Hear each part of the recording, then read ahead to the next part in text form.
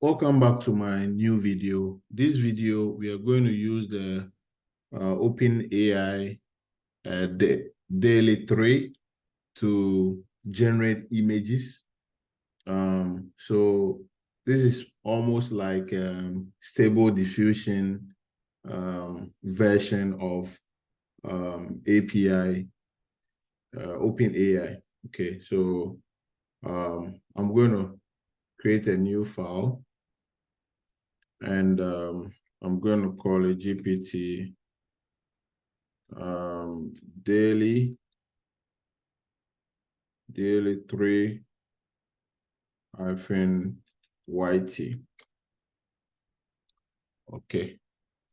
I'm going to import as usual. So I'm just going to paste everything in. I don't want to type again because it takes a lot of time. I'm also going to just paste the class in and then explain what is going on. So as you can see, the name of our class is image generator, and then we have the init function, which is a string API key. We pass in the model, but the model has a default. We can also, and then we call the OpenAI and pass in the API key.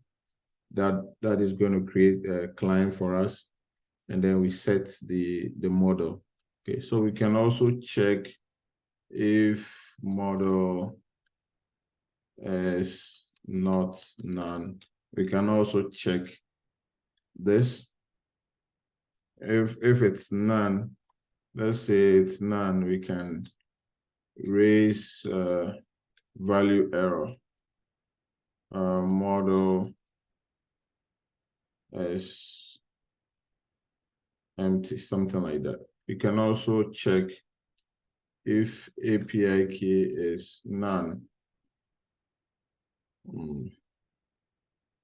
It's none. We can also raise a value error and then pass in API key must be set. Okay, just like that.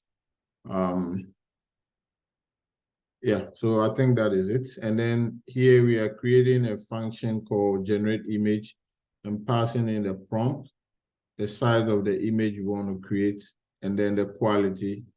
The quality, you have two types. The first one is standard, and then the HD.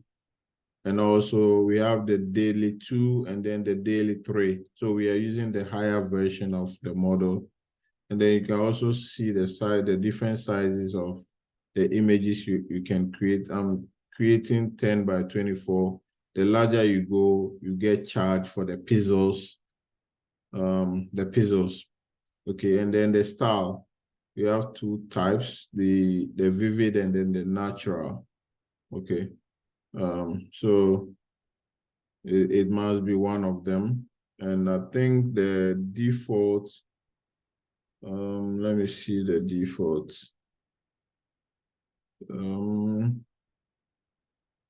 Yeah, you can choose. I don't see the default here, but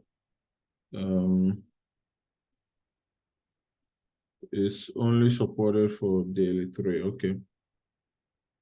Yeah, so I can choose. Let's say I want to choose 512 by 512. Okay.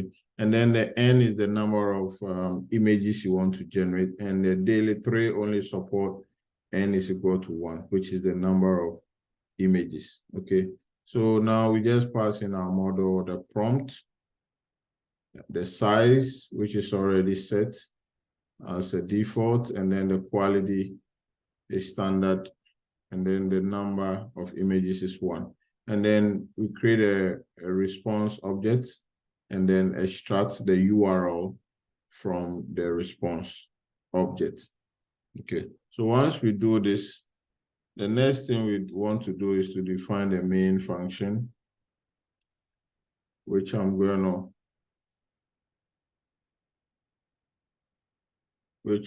to say API key is equal to os.getEmp, and then we pass in the API key. And then we're going to say img generator is equal to image generator. And then we pass in the API key. Once we do that, we create a prompt, which is going to be a white Siamese cat sitting in a spaceship. Okay, that is our prompt. And then we pass in img image URL is equal to img generator dot generate image. And then we pass in just the prompt. Okay, once we pass in the prompt, we can just print the image URL. And then now our main, we call our main function here. Okay, so that is that. We are done. So if you run this code, you should get